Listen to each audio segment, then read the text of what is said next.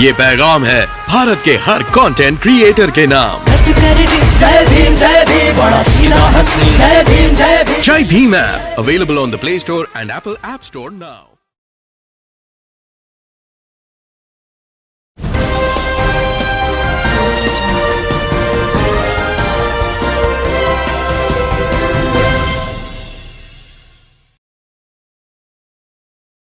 महिला दक्षता समिति रजिस्टर्ड व होरिबा इंडिया के सहयोग से गली नंबर 1 मकान नंबर 395/6 ब्रह्मपुरी दिल्ली में सिलाई व कंप्यूटर सेंटर का उद्घाटन किया गया। इस मौके पर महिला दक्षता समिति की विनय भारद्वाज, किरण खुराना व अध्यक्ष विनीता शिखर भी सम्मिलित हुई। सेंटर संचालिका रेणु पिपल द्वारा इन्हें माला पहनाकर स्वागत व सम्मानित भी किया गया। महिला दक्षता समिति दिल्ली में ऐसे कई सेंटर पहले भी खोल चुकी है। इस सेंटर में लड़कियों को सिलाई व कंप्यूटर की शिक्षा ग्रहण कराकर उन्हें आत्मनिर्भर बनाने का कार्य भी करती है, जिससे कि अपना जीवन यापन। साथ ही महिला दक्षता समिति पीड़ित महिलाओं के लिए भी कार्य करती है, जिनका पारिवारिक या अन्य तरीके से शोषण होता है, उन्हें कानूनी सहायता प्रदान कर महिला दक्षता समिति शोषित पीड़ित वंचित समाज के बच्चों को आत्मनिर्भर बनाकर देश की मुख्य धारा से जोड़ने का भी महत्वपूर्ण कार्य कर रही है। इस कार्यक्रम में बड़ी तादाद में क्षेत्र की महिलाओं व लड़कियों ने भाग लेकर समिति की पद अधिकारियों के विचार सुनकर अपने को लाभान्वित महसूस किया। देखते हैं एनपीटी न्यूज इंडिया की यह विशेष कवरेज ब्रह्मपुरी दिल्ली से। उनके मन में उनके पारिवारिक समाज सेवा बसी हुई है, किसी से कम नहीं है, सब तरीके का संपन्न है। और मैंने इनको देखा, जैसे कि मैंने अभी पहले बताया आपको कि इनके अंदर वो एक प्रतिभा है, बेटी की भी प्रतिभा है, माँ की भी प्रतिभा है और बहन की भी प्रतिभा है, समाज की भी प्रतिभा है। जब जब समाज के अंदर जाती हैं, चाहे छोटा है चाहे बड़ा है, बच्चों से घृणा करते हैं, तन गंदे कपड़े पहन के महिलाओं से घृणा करते हैं, लेकिन इन्होंने उन बच्चों को अपने हाथ से उनके पेट में दाना डालने का काम किया है। तो मेरे पास शब्द नहीं है इस तरीके के कि मैं उन शब्दों से नवाजूं और मैं आगे माइक पे लाऊं। मैं जिस परिवार का मुखिया, जिस संस्था का मुखिया बढ़िया होगा, निष्पक्ष होगा और किसी तरीके का भेदभाव नहीं होगा, जब भी इतने लंबे समय तक वो टिक पाता है। वो सारी खूबियां एक बार ताली बजाकर विनीता शिखर के लिए, जो महिला समिति की जो अध्यक्ष है, मैं उनसे अनुरोध करूंगा कि वो 2 बात कहें। एक बार तालियां। सारी बहनों को जो भी यहाँ पे उपस्थित है, हमारे सारे मेंबर्स, सब लोगों ने यहाँ आके आप लोगों ने यहाँ पे शोभा बढ़ाई। हम लोग यहाँ पे अपने आप को अधूरा समझते हैं जब हमारे साथ लोग ही नहीं जुड़ते। लोगों को जोड़ने का कारण सिर्फ ये नहीं होता कि हम कोई एक संस्था के थ्रू ही उसको जोड़ें। हम ये भी चाह के यहाँ पर एक मैसेज देना चाहते हैं कि आप सब लोग अगर जुड़ते हैं एक साथ, तो एक अपना कुटुंब बनाइए।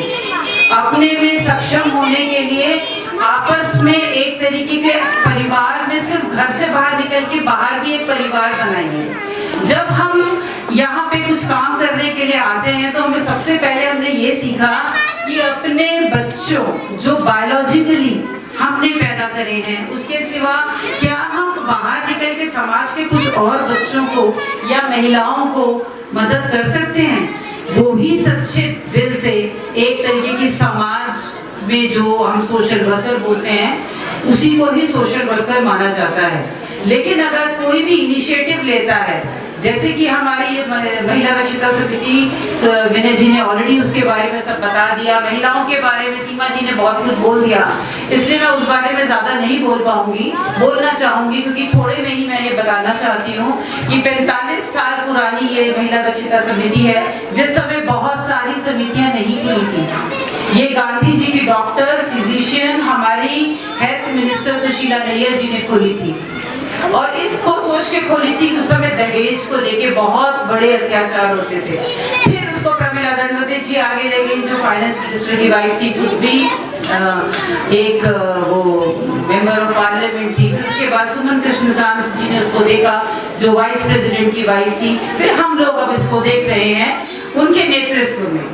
जो सबसे बड़ी बात हम ये कहना चाहते हैं कि इतने सालों से अगर हम अभी भी यहाँ एक मुकाम बना के खड़े हैं, तो उसका कारण ये है कि हम समाज के साथ जुड़ते हैं ग्रास रूट में। हमें अपने को उठाने के साथ साथ हम ये कोशिश करते हैं हम समाज के उन लोगों को भी उठाएं जिनको जरूरत है। तो हम एक फेस हैं, हमारी एक शक्ल है जिसको हम सामने लाते हैं, लेकिन उसके साथ हम लोगों को जोड़ के अपने साथ लेके चलना चाहते हैं। हम अधूरे हैं आप सबके बिना।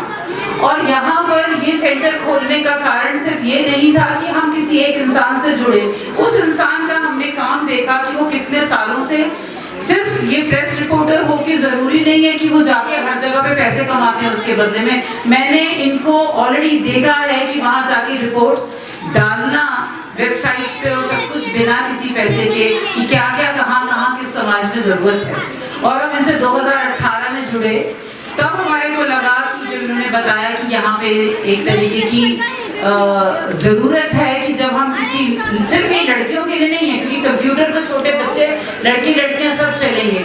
और महिला की अगर हम बात करते हैं तो हम सिर्फ महिला की बात नहीं करते।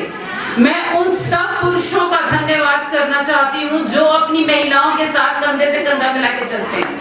उस हर पिता का धन्यवाद करना चाहती हूँ जो पिता अपनी बेटियों को प्रोत्साहित करता है कि नहीं बेटा, मैंने पढ़ा कि नहीं पढ़ा, लेकिन मैं दम लगा के तेरी माँ के साथ हिम्मत करके अब तेरे को पढ़ाऊंगा, तुझे घर से बाहर वो सब राइट्स दिलाऊंगा जो तेरी माँ को या मुझको नहीं मिल पाया। मैं उस हर भाई का धन्यवाद भी करना चाहूंगी जो अपने बहनों की सुरक्षा के लिए उसके साथ चलते हैं, उसको समझते हैं। घर में भेदभाव नहीं होता, ये अब खत्म हो रहा है भेदभाव पहले से। मैं मानती हूँ कि ये भेदभाव शुरू से रहा कि लड़की को कम पढ़ाया जाए, लड़के पे ज्यादा पैसा लगाओ क्योंकि ये तो पराए घर जाना है, इसको तो साथ ही रहना है। लेकिन अब वो खत्म हो रहा है क्योंकि गवर्नमेंट की भी बहुत पॉलिसीज आ गई है जिसमें कि 12वीं क्लास तक हमको फ्री शिक्षा भी मिलती है, इसलिए पेरेंट्स के ऊपर बेटियों को पढ़ाने का उतना प्रेशर नहीं है। लेकिन उन सब महिलाओं को मैं ये कहना चाहती हूँ कि जब आपको लगता है कि आपको जरूरत है अपनी बेटी के लिए बोलने की और अपने लिए बोलने की, तो तब अपनी आवाज उठाएं और जो भी आपको अलग से हेल्प मिल रही है जैसे इस संस्था के थ्रू, वहां बोलें। और ये बात अब कम हो रही है, मैं मानती हूँ ये महिलाओं की एक संस्था है, लेकिन यहाँ पर अब पुरुषों को भी इक्वल लेवल पे लेके चला जा रहा है क्योंकि बहुत पुरुष हमारे साथ ऐसे भी जुड़े हैं जो दिल से, मन से बहुत अच्छे हैं और वो अपनी महिलाओं को प्रोत्साहित करना चाहते हैं। लेकिन कई बार महिलाएं भी थोड़ा पीछे हो जाती हैं, नहीं मैं यहीं पे ही ठीक हूँ, मेरी यही जगह है। तो इसलिए मैं उन पुरुषों को भी कहूंगी जो भी मेरी बात सुन रहे हैं कि अपनी बहनों को, अपनी पत्नियों को, अपनी बेटियों को प्रोत्साहित करें आगे बढ़ने के लिए। और सारी माओं से मैं ये कहूंगी कि आप लोग, कोई जरूरी नहीं है उम्र, किसी भी उम्र में आइए, थोड़ा थोड़ा सीखिए। अगर आपको लगता है कि अरे भाई हम ये सीख कर कहाँ से कमा पाएंगे, लेकिन अपना ब्लाउज तो खुद सी पाएंगी, उतना पैसा तो बचा पाएंगी, अपना कुर्ता तो खुद सी पाएंगी, कम से कम वो पैसा भी अगर आप जोड़ना शुरू करती हैं तो भी वो बहुत बचत आपके घर में होगी। हम ये मानते हैं कि यहाँ पर काम करके हम इसको बड़े स्केल पे ले जाने के लिए हम इस पे क्या कर सकते हैं कि हाँ थोड़ा काम आ गया तो 10 बैग सिल दिए, कुछ और आ गया मास्क सिल दिए, छोटे छोटे कामों से हम इसको आगे बढ़ाने की कोशिश करेंगे। लेकिन क्या आपको ये नहीं लगता कि अगर कुछ भी चीज आप सीखते हैं तो क्या आपको ये नहीं लगता कि वही काम सीख लेने से आप अपने घर का उतना पैसा भी बचा रही हैं? सो प्लीज आइए, किसी की उम्र का कोई कुछ नहीं है और ऐसा नहीं है कि वो सिर्फ बेटियों के लिए है। महिलाओं में मम्मी है, दादी है और बेटी है, सब लोग आए सीखें। और बच्चों में बेटे सब आए कंप्यूटर सीखें। हाँ, और बच्चे तो ऐसे हैं, हमारे घर में भी बच्चों को बटन लगाना सिखाया जाता है ना, कि कभी वो देश विदेश जाते हैं, पत्नी साथ नहीं होती, माँ साथ नहीं होती, खुद लगाने पड़ते हैं ना, वहां से फोन करते हैं कि मम्मी बटन कैसे लगाएं, आता नहीं है। तो ये सारी छोटी छोटी चीजें अगर हम लोग खुद ही सीख जाएंगे, भेदभाव ना करें, आपस में मिलके रहें और परिवार में सबको साथ लेके चलें।